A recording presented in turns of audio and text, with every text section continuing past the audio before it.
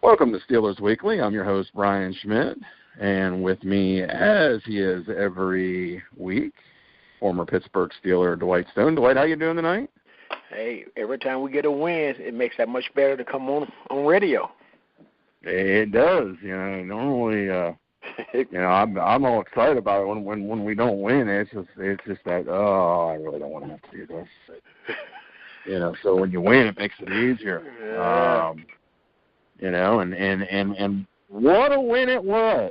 How about, when's the last time that we could say that Big Ben played poorly and we still won a game? When I can't remember the last time that happened. I was just getting ready to say. 3 interceptions, 17-31, 3 interceptions, no touchdowns. Was it the weather? Was it the snow? Was it the wind? We talked about the wind last week with yes. the way it rolls in that stadium. I mean, what was it? Bad game? Didn't sleep well? Tummy ache? What happened? I have no idea. I think Big Ben was trying to tell Bell that he owed him 4 games for being out the first 4 games or first 3 games. And you can say, I only just want to see, make sure you're getting ready for the playoffs. So I guess Ben kind of told, he and what a game Mr. Bell had. 38 carries, 236 yards, 3 touchdowns, 4 catches, 62 yards. By my math, that would make that 298 total yards in a game. Dominant performance, and we can't just talk about Bell. We got to talk about the big uglies up front. Yes.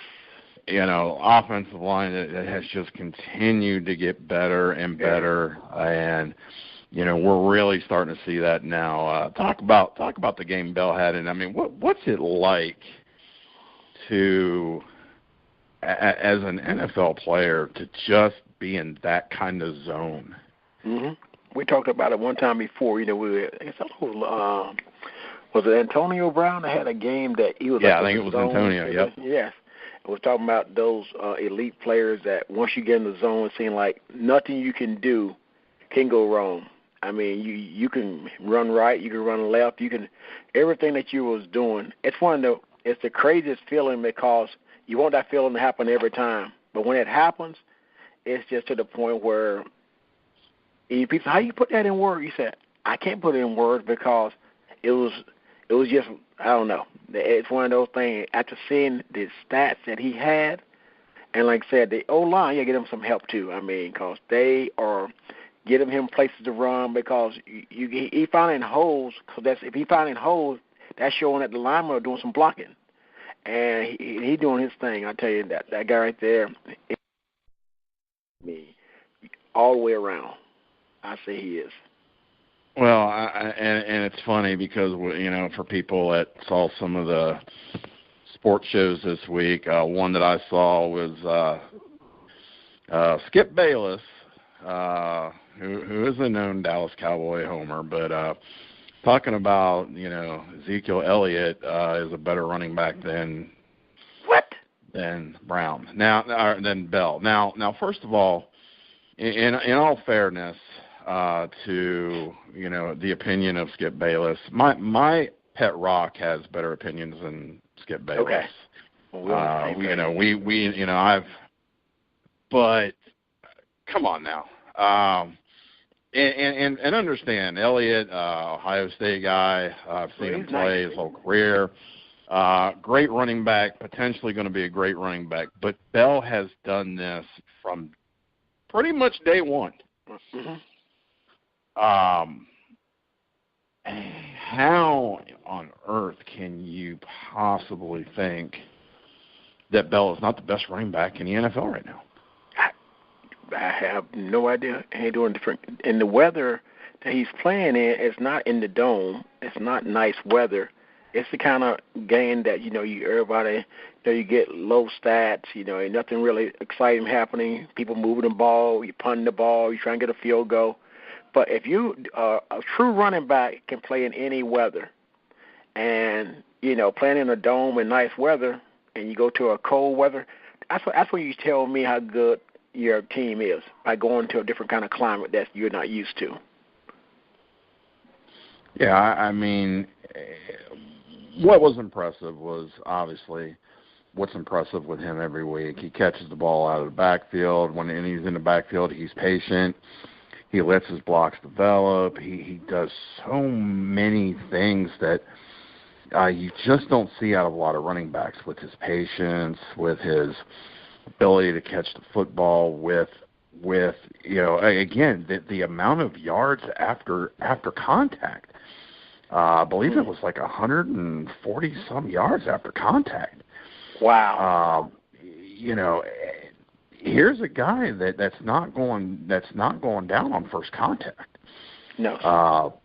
Amazing day. And again, coming back to the offensive line, just the perfect game, the perfect setting to just put your foot in the ground, put your hand in the ground, and let's go get them. Oh, yes. That's the old Steeler with Frank O'Hara from when you growing up used to watch the Steelers. And he's like, that's a team, because everybody saw Mike Webster with the no sleeves on. You saw Frank O'Hara. You saw, John Stallworth, Lynn Swan. You saw Franco, Rocky, all them guys.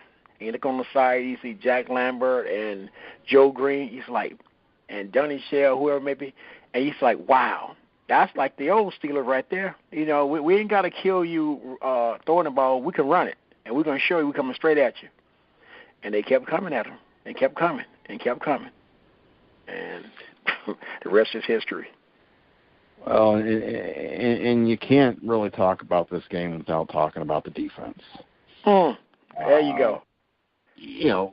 First of all, outstanding defensive performance. Ryan Shazier led the team in tackles. Overall, the defense had 5 sacks.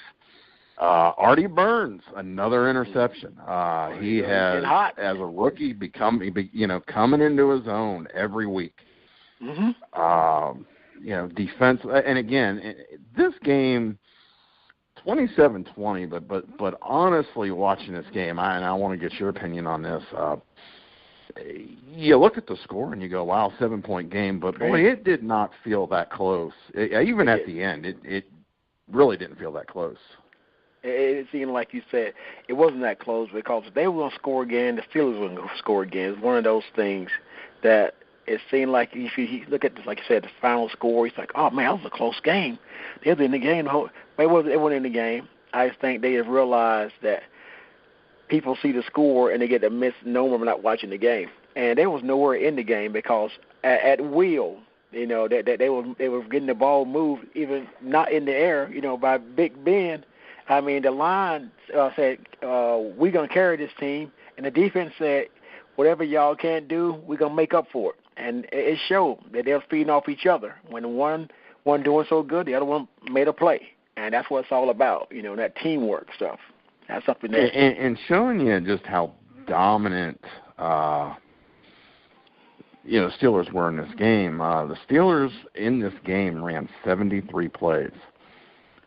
Controlled the football, 38, nearly 39 minutes of total offense. That's it. To where Buffalo only ran 48 plays. Ran the ball 18 times, 67 yards. Threw the ball for 208 yards, but with the sacks, it comes down to it was 208 even with the sacks. Just dominant performance. I was very impressed with what I saw. This was one of those games that I think that if we are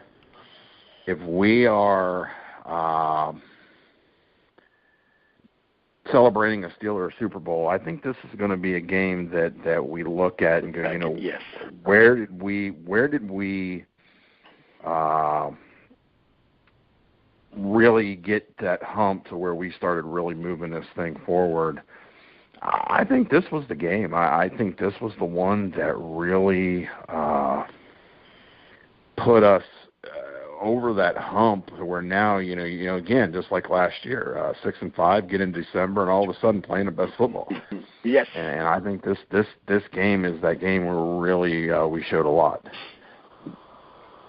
See, and like you said, this is a game like you can look back on and say, when did they turn that corner? When they come over the hump, say, oh yeah, they was in Buffalo, and Big Ben really wasn't, having a Big Ben game like in cold weather. Big Ben usually comes through. He loves cold weather, big as he is, and Big Ben, that's the kind of game he strive in. That's the kind of Antonio Brown strive in. But if you know they can do what they can do, and you got a running game can do what they can do, and you put that together when you're in a situation like the Bengals coming up now, because the Bengals are a team that's going to sell the farm. I think both are getting everybody coming to the top at the same time. And Jesse, I'm telling you, don't forget about Jesse. Jesse James going to be a key going down the stretch. Because people going to try to shut down Antonio. They're going to try to put the 8-man front to stop the Bell. But I'm telling you, Jesse James, people got to keep an eye on that guy right there. I'm telling you. Yeah, I agree, and so as we get into Cincinnati, again, this is a big game. It's obviously rivalry games, you throw them out the door. Cincinnati is in a they got to have a lot of help to get into the playoffs right now, but I mean they're still in it. It's a big game for them. You look at this game, Cincinnati's coming in at 5-7-1. Got a win last week. Andy Dalton. Andy Dalton gets a lot of criticism in Cincinnati, but here's a guy that he does not have a lot of weapons around him. AJ Green's been out. Now AJ Green did get back to practice this week, so I fully expect him to play. Not a great offensive line. Not able to really run the ball the way they'd like to. So there's a lot of things here. But yet here they are coming into a game and going to Cincinnati. Look, this is not going to be easy to look past this game to Baltimore. And again, the last time that we got in a situation of looking past somebody. That's right. Hello Miami. Ooh. So this is a big game. Let's talk about this. What do you look for from Cincinnati coming into this game? How do you feel? What do the Steelers got to do to win this game? I think the Bengals going to come in more under control. I think Marvin Lewis going to sit in there and talk to the guys. Hey, we don't need to get out there and do this jaw-jacking, back and forth. Let's go out there and play and see what we can do. Let's just play mano, and everybody do their job. Because they're going to come out, Green been on the sideline with a partial tear. He's coming out. And just by his presence on the field, you got to, keep an eye on him. But I think by him coming out, I don't know how well he's running or whatever, but he's still a threat. The defense, they need to make sure that he is not the reason for them finding success, because that's what they look for when things are not going good. They're going to try to get the ball to him because he's their playmaker. The defense need to continue doing what they're doing. They're getting the sacks and they're getting the picks at the right time. Like you say, Burns. He's doing good. Don't stop now. Play a big team like this, it's going to be a big game. Big Ben will do his thing. I don't worry about him. Games like that in a row, I don't worry about him. Antonio will show up. D'Angelo's coming back, and working Bell. I want to overwork him too much, because you're going to need him down the road. If you can substitute somebody, get him a breather, because he loves touching the ball, but over time, the wearing and the hitting of him, it's going to start, slowing him down. We don't want him to slow down, so we need to put a little D'Angelo in there. So it's going to be a good game. I know that the record's not going to tell. I'm telling you, Cincinnati are not going to lay down. Yeah, and it's a situation where obviously with AJ Green coming back, where he'll be health wise, it's hard to say. That'll be a game time thing, but that's a presence.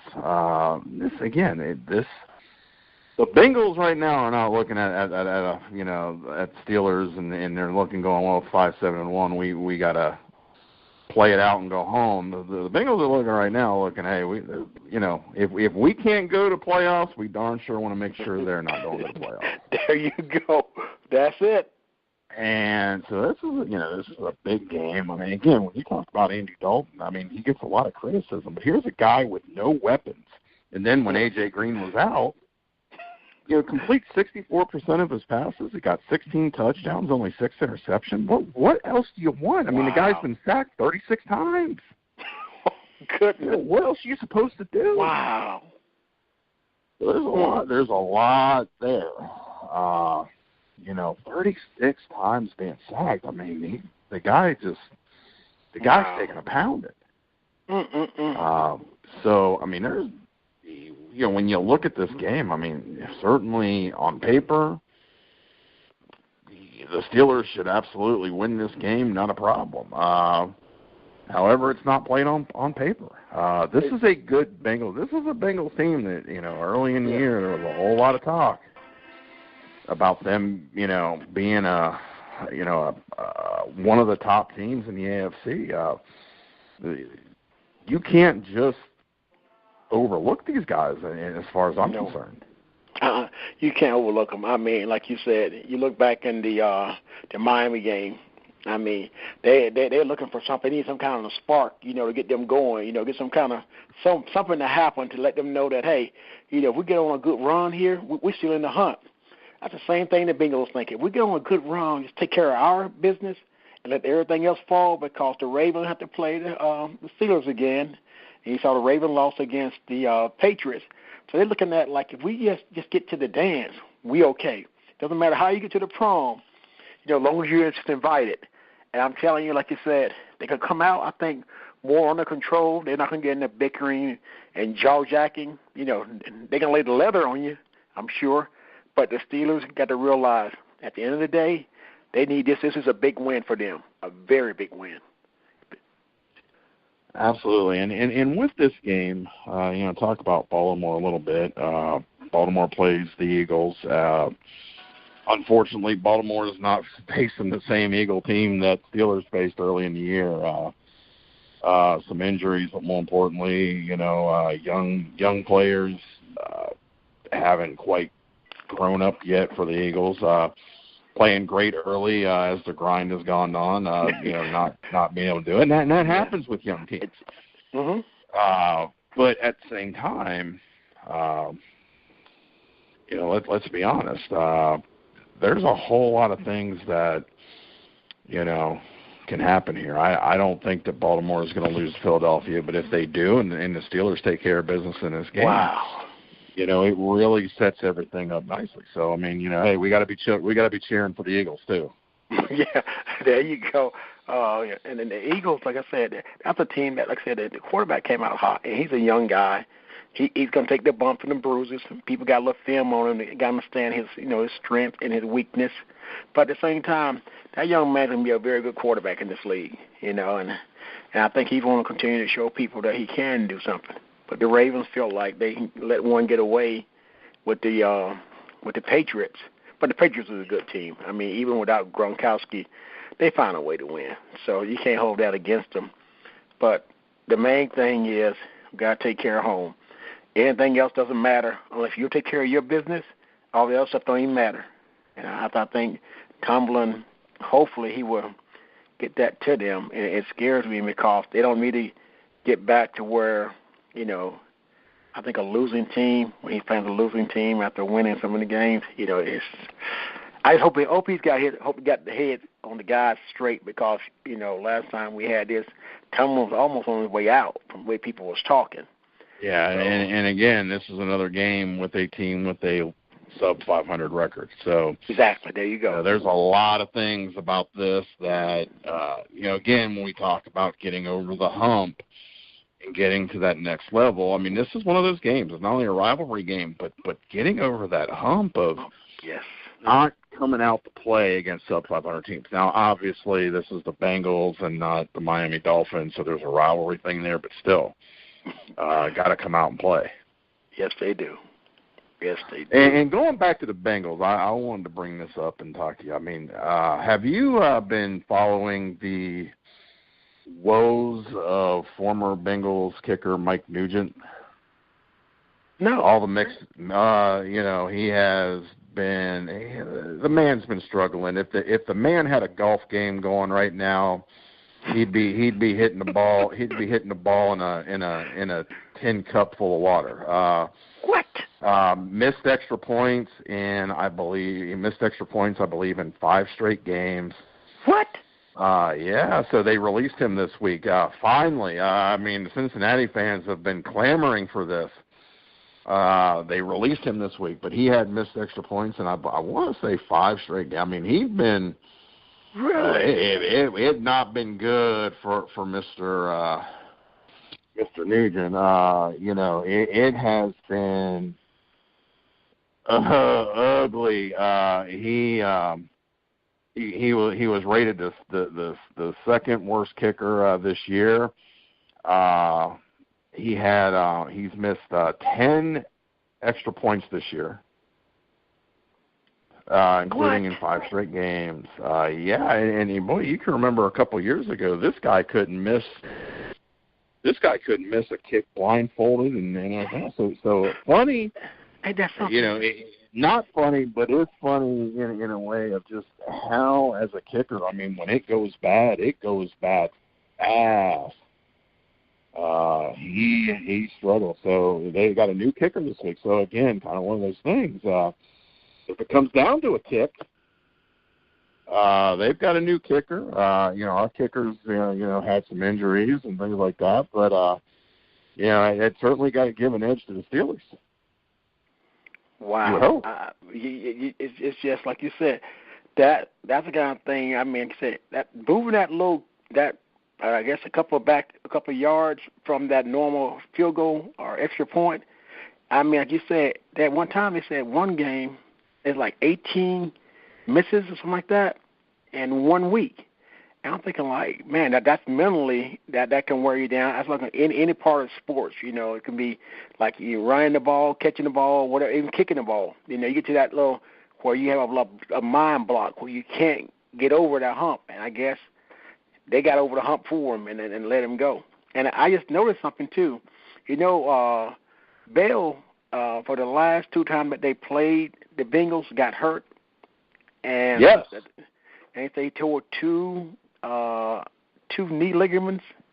I think last week, and he said he's not afraid he's not going to back down. He said he's going to go for it. He said it's been 2 times that he had to be carried off the field. So this time he's not going to be carried off the field. So I think mentally blocked for him. He need to come over that hump. Since I've been hurt the last 2 times with them, I got to make sure I don't get hurt. So that's going to be something to see too. How he run, his running style going to stay the same, or he can be careful, or it's going to be something to see as the game goes. Absolutely, and that's a big deal.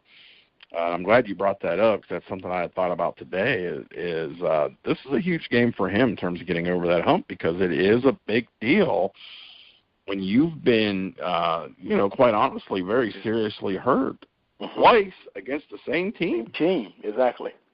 So that's going to be a big deal, no doubt about that, to get over that hump. So give me a prediction. What do you think we're looking at here? Oh my goodness gracious! You put me on the spot. I'm thinking it's going to be a 17-14 game. This game scares me, because I think anything that they have on the other side, they're going to use this game. Yeah, I'm going to go with Steelers. I'm going to say 23-20.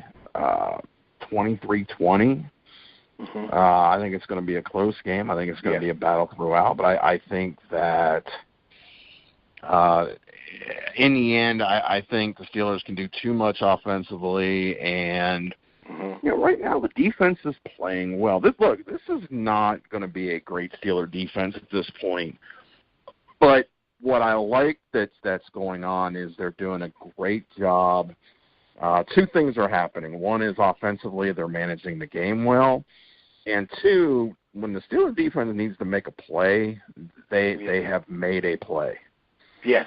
We talk about the 5 sacks against Buffalo. We talked about the interception. I mean, there was a time 3-4 weeks ago, where we were talking about, there had only been one DB with an interception. Now all of a sudden, I mean, they've got 10 interceptions in rapid fire. And granted, a few of those are still the linebacker, but the point is they're getting turnovers. Mm-hmm. And that's the key. And so I look for that to be a key. I think 23-20. Yes. And now you win this game. Now you put yourself in that position. Quite honestly, to now you got that Baltimore game in front of you, but you got to get this one first. But you win this one, you put yourself in position to win the division, go to playoffs, and it's like you said, it's about getting to the playoffs. It's not no matter how you get there. Exactly. Just get there. There you go. Just get there. That's right. That's the key. So, well, all right. Well, hey, any final words this week? Anything going on? What's going on? It's supposed to get really an Arctic cold coming down this way on Friday in North Carolina. That's a big deal. I mean, everybody go get the milk and bread and bunker in for one day. I don't know why they get milk and bread. I could think of a lot of other things to get, but not milk and bread. So other than that, I think everybody's good, and God's been great to me and my family, and I cannot complain. Well, I got one even better for you here in Texas. Saturday, 74 degrees. What? Sunday, yes, Saturday. Oh, wait until I tell you this. It gets better. Saturday, 74 degrees. Sunday, 27. You are kidding me. No. No. So the way I explain this to people today, Saturday I'm going to be able to walk outside with shorts on. That is amazing. Sunday I'm going to have to light fire to the couch. You are kidding me. No. 74 for a high on Saturday, 27 for a high on Sunday. Oh, my goodness. So the over-under is on how many people are going to be sick by Monday. Because that's just crazy. That should not crazy. happen. Yeah, that shouldn't happen. Oh, my goodness. Is that legal? I'm wanting to ask people about the legalities of this. There's something not quite right here in Texas. As a man that grew up in the north, I'm fully familiar with cold weather. However, you got time for this? And again, in Ohio, we have a thing: if you don't like the weather, wait 5 minutes, it'll change. And I have seen in Ohio, in 24 hours, it goes from warm to cold, to rain to snow. I mean, I've seen it all. However, I don't remember in my lifetime going from 74 to 27 in a matter of hours. That's crazy right there. Yeah, I ain't looking forward to it. I'm ready to go to Cancun. Hey, I got my flight right behind you, buddy. Yeah. Meet me there. We'll do the show. We'll do the show from there. So, all right. Well, I hope everybody has a great week, enjoys the show. Come back and join us next week. We will get into, hopefully another Steeler victory. Get ready for Baltimore. And there's some great shows on growingtruth.net. Take a listen. And with that, we will see everybody next week. Have a great week, everybody.